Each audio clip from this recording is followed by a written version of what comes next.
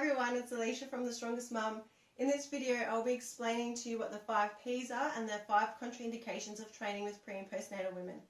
These are things to consider and look out for when exercising and also in everyday life.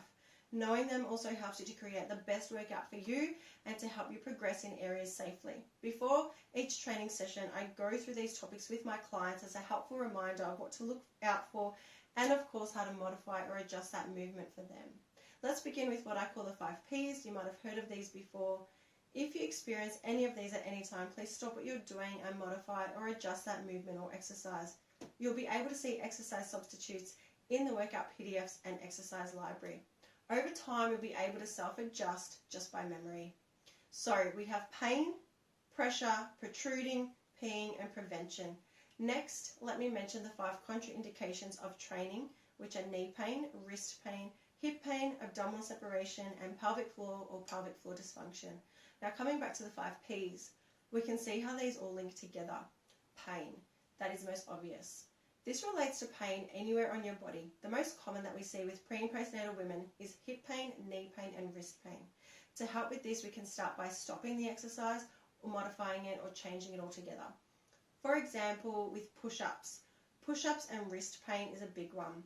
We could add some dumbbells for them to hold instead of that push-up position. We can grab some dumbbells to straighten up those forearms. That might be enough for that client. If not, we can swap the exercise to a similar motion by changing it into a chest press.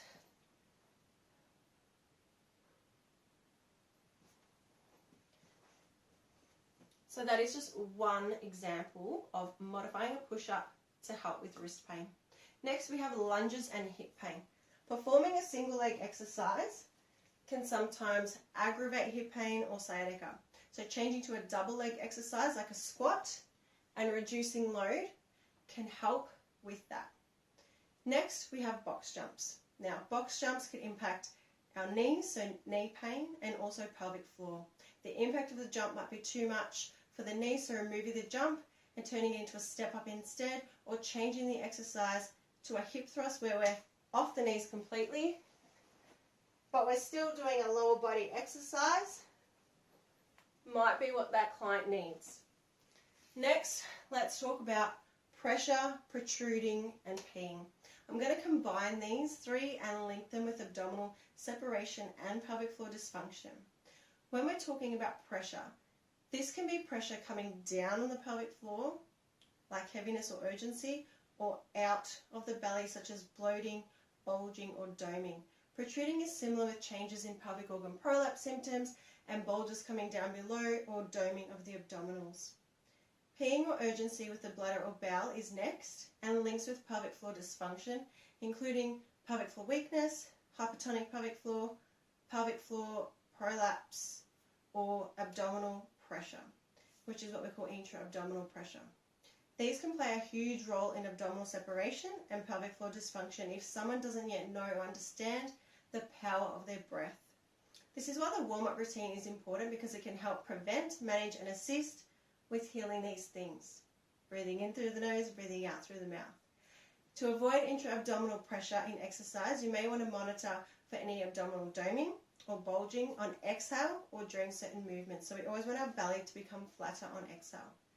For example, with a plank, if someone has abdominal separation and feels pressure or protruding, they can regress this exercise by performing a standing wall plank, going onto an incline, or performing a 4-point kneel or bird dog position instead.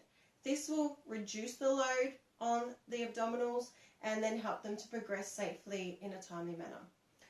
With pelvic floor dysfunction, let's talk about pelvic floor weakness and the symptom of leaking, for example. If a star jump was prescribed and the client felt leaking after 2 jumps, we would then remove the jump and turn this into a step out. So going from a star jump to a step out.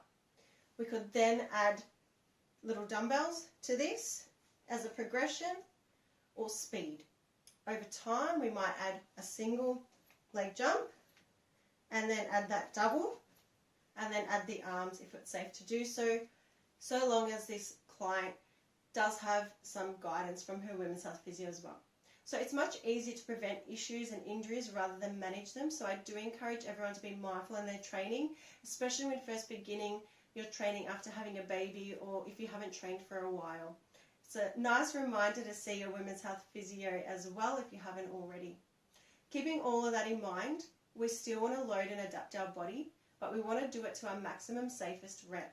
This means, for example, if someone can do 10 bodyweight squats, but then they add 5 kilos and after the 5th squat feel symptomatic of their pelvic floor, then obviously we want to remove that weight and we might start with 1 kilo and see how many reps they can do without any symptoms and then slowly progress over the weeks that way. I hope you found this video helpful and I'll see you in the next one. Make sure to remember your 5 Ps and apply them to every training workout.